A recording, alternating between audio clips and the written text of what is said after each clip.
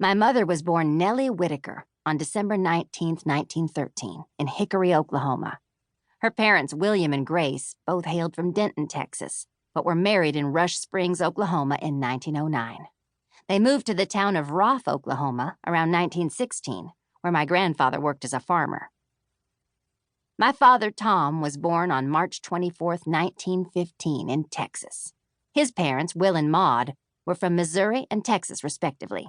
My paternal grandfather only made it through the 5th grade, and the Jackson family really struggled financially. Mother used to say that when she first realized how hard Daddy had it growing up, she felt sorry for him. They were as poor as people can possibly be. But one thing Daddy did have was a deep love for music. He began playing guitar and fiddle from an early age. Mother was still living in Roth as a young woman in the early 1930s, but at some point she traveled to Maud, which is about 60 miles east of Oklahoma City, to visit her sister Edna. Even though my aunt's name was Edna, everyone called her Polly. That's the thing about country people. You have to work to keep up with all the various names. I haven't even told you about my Aunt Electa yet, but we'll get there eventually. The little city of Maud was established in the late 1800s and straddles Pottawatomie and Seminole counties in central Oklahoma. I'd been told that it was on the dividing line between Oklahoma Territory and Indian Territory, and that a barbed wire fence once ran along Broadway to keep the Indians from crossing that border. The town was named for Maud Stearns, who was the sister-in-law to the owners of the local general store. By the early 1900s, there was a post office, a train station, and a newspaper. When oil was discovered in the 1920s, Maud became a boom town, and the population of a few hundred residents soon swelled to as many as 10,000. By the time Aunt Polly was living there, things had settled down considerably, and the population was less than half what it had been in its heyday. One Saturday night, Polly suggested that she and Mother go out to a dance. My daddy was the leader of a little band that was performing that night, and he spotted Mother as soon as she arrived at the dance hall. During one of the songs, Daddy turned to his brother, who was also in the band.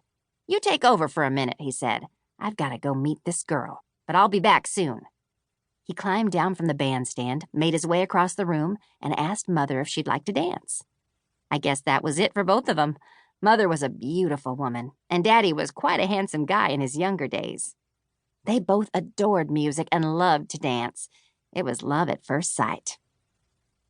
Mother and Daddy married in 1933 and made their home there in Maud.